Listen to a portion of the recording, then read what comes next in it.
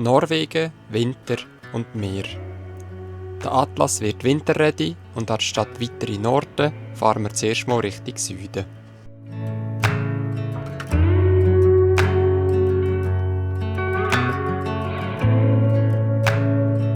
Wir kommen gegen oben in Norwegen an und werden direkt von echt winterlichen Bedingungen empfangen. Schnee, Eis und glatte Strassen. Schon nach den ersten paar Kilometern ist klar, so fahren wir nicht lang weiter. Es ist Zeit für Spikes.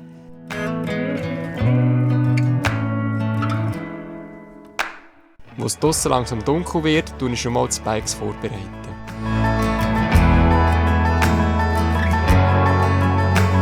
Wir fahren früh los, direkt zu der nächsten Toyota-Garage. Die haben doch sicher Zeit für uns. Leider komplett ausgebucht. Aber einer der Mechaniker gibt uns einen Tipp. Fahrt zum Eric, der hilft euch. Ein paar Strassen weiter finden wir am Eric seine Pneuwerkstatt und dürfen nach einem kurzen Gespräch auch gerade reinfahren.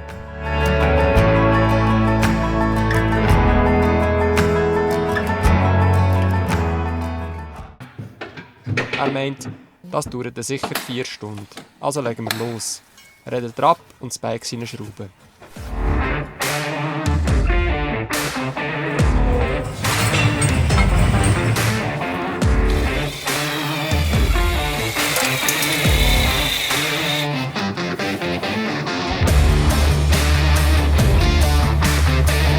Teamwork makes the dream work.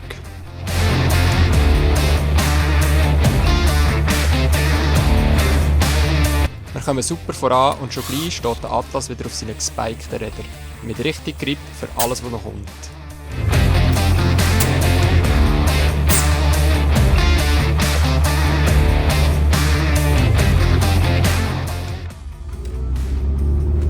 So, wir sind jetzt mit Spikes unterwegs.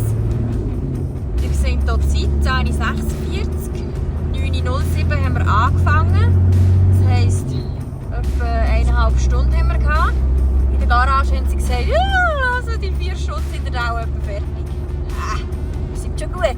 Aber Winter in Norwegen heisst nicht nur Spikes. Unsere Gasflaschen haben noch Butan drin.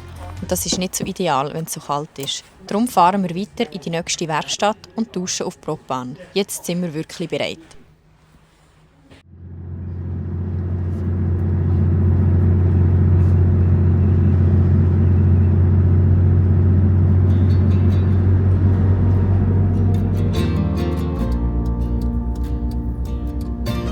Es zieht uns direkt wieder raus in die Natur. Wir finden einen verschneiten, abgelegenen Platz. Zwar an einem Strössli, aber zum Glück sind wir weit und breit die Einzigen. Genau so haben wir es gern.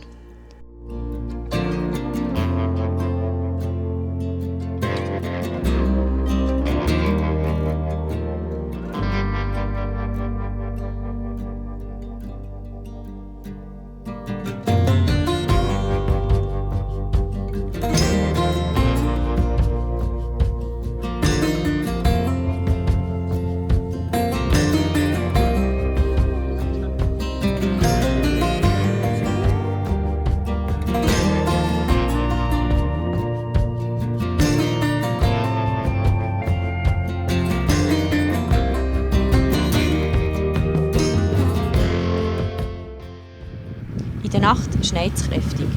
Am nächsten Morgen dann der Reality-Check. Der Weg raus auf die Strasse ist ziemlich weich. Der erste Versuch endet nach ein paar Metern.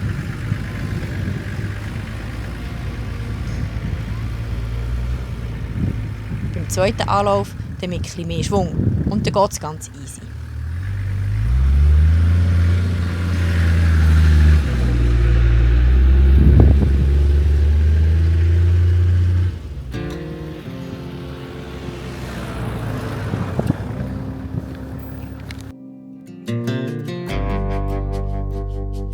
Unser nächstes Ziel ist der südlichste Punkt von Norwegen, das Kap mit dem Lindusnes 4.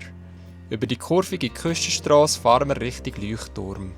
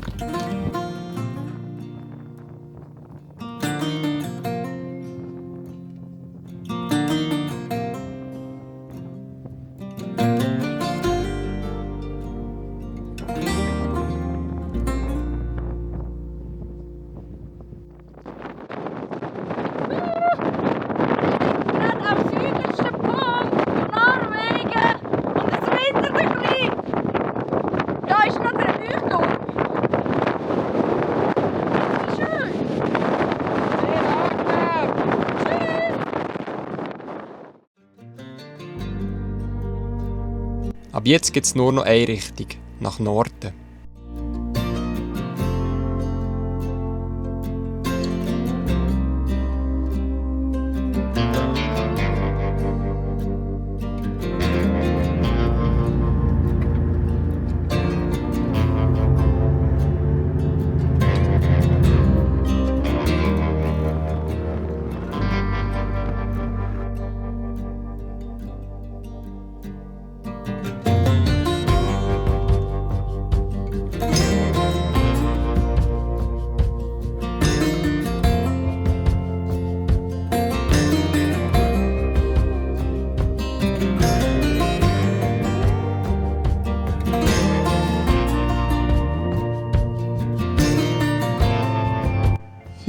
Was habe ich echt hier gesagt?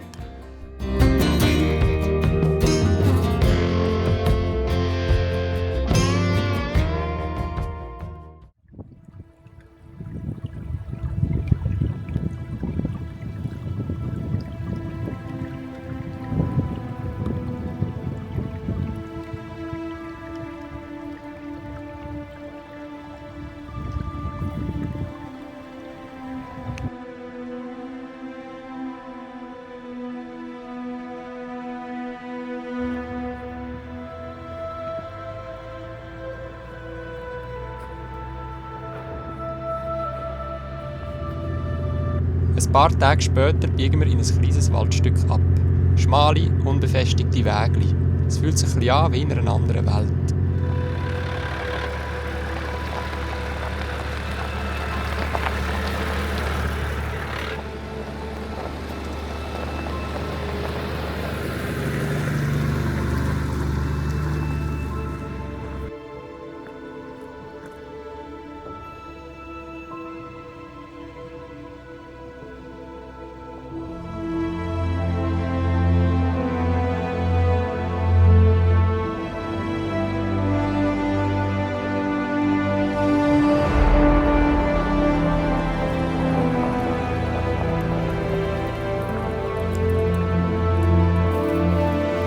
Mitten im Wald treffen wir den Förster.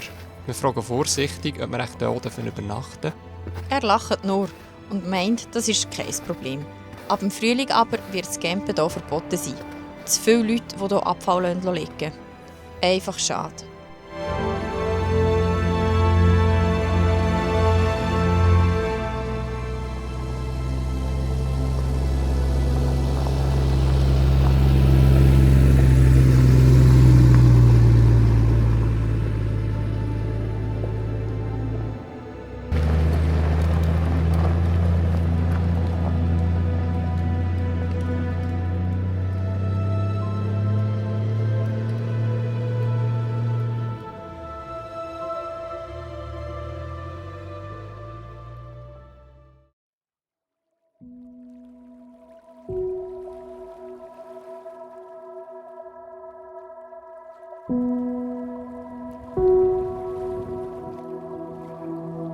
Weiter nördlich, so an einem See, entdecken wir am Ufer etwas Faszinierendes. Eisformationen, die aussehen wie kleine Skulpturen. Der Wind trägt das Wasser in die Pflanzen und dort gefriert es sofort. Die Natur formt kleine Kunstwerke, einfach so.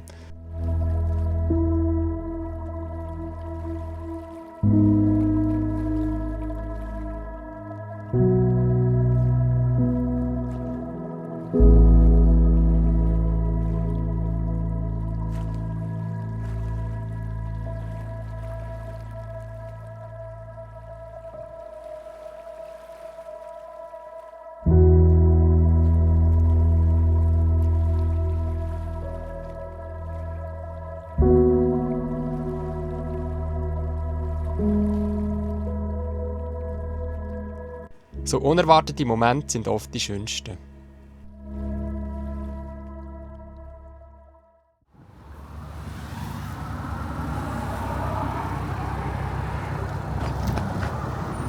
Und da brauchen nicht nur wir eine Pause, sondern auch der Atlas. Zeit für eine anständige Dusche.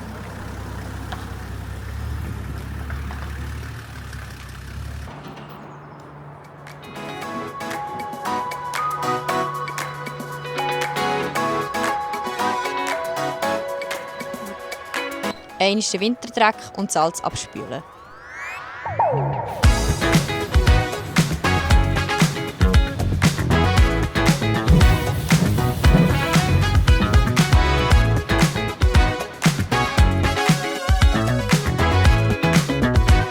Und er steht wieder hier wie neu.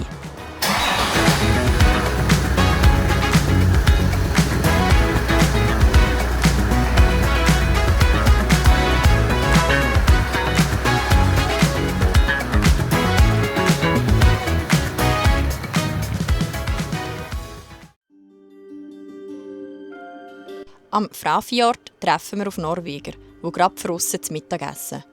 Einer meint so: Fahrt weiter ins Tal hindern. Dort gibt es eine kleine Wanderung zu einem gefrorenen Wasserfall. Klar, so einen Tipp lassen wir uns natürlich nicht entgehen. Was als Spaziergang anfängt, endet irgendwo zwischen Wandern und Eisklettern.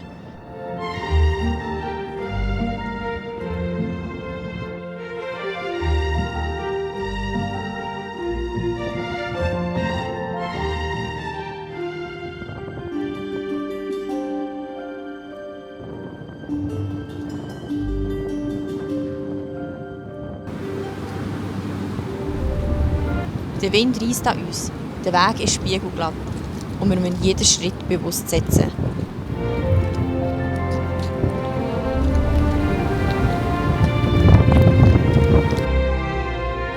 Aber es hat sich definitiv gelohnt.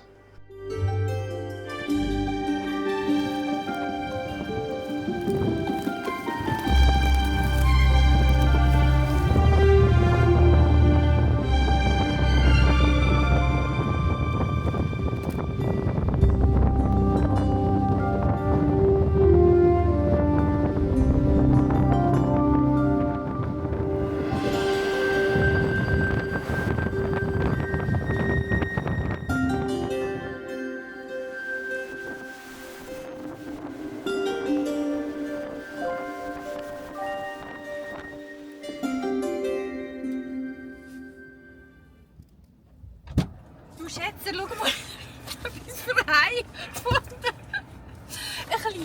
Ein kleiner Ding. Ein Eiszapfen? Ein Eiszapfen. Als Souvenir? Darf ich noch mit einpacken? Riesending.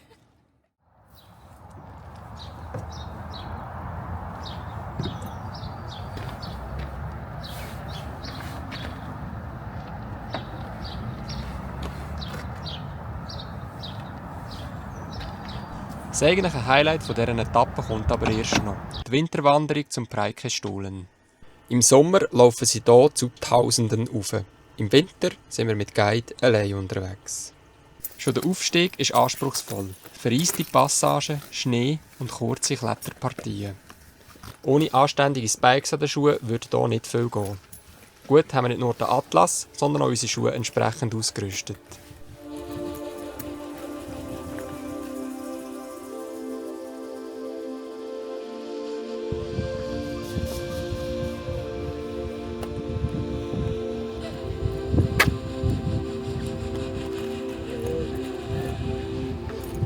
Rechts hast du einen Baum.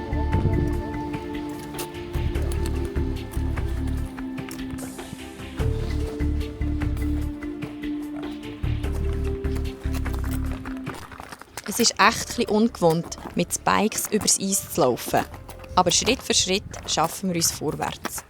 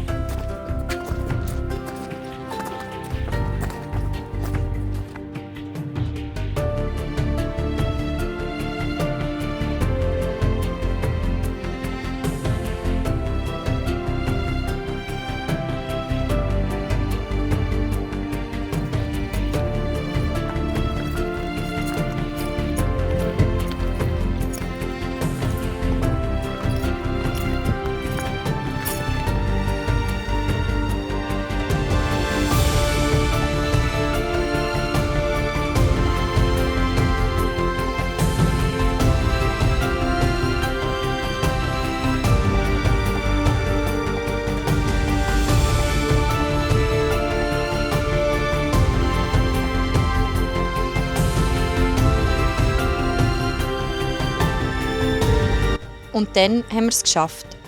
Wir liegen am Rand von dem gewaltigen Felsen. Unter uns der Lyssefjord. Alles ruhig, klare Winterluft, kein Lärm, kein Trubel, nur Weite.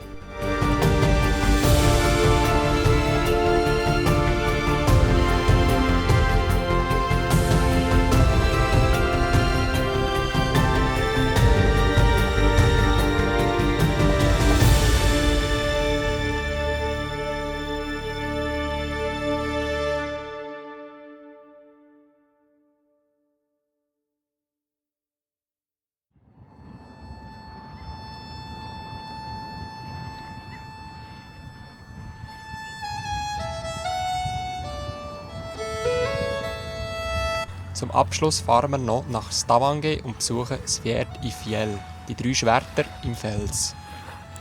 Ein ruhiger Ort direkt am Wasser bei Sonnenuntergang. Ein schöner Schlusspunkt für den Abschnitt von unserer Reise.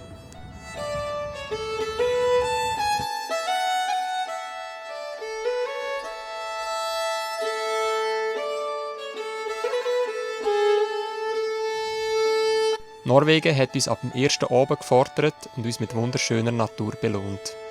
Der Atlas ist bereit, wir sind es auch. Und wir fahren weiter Richtung Norden.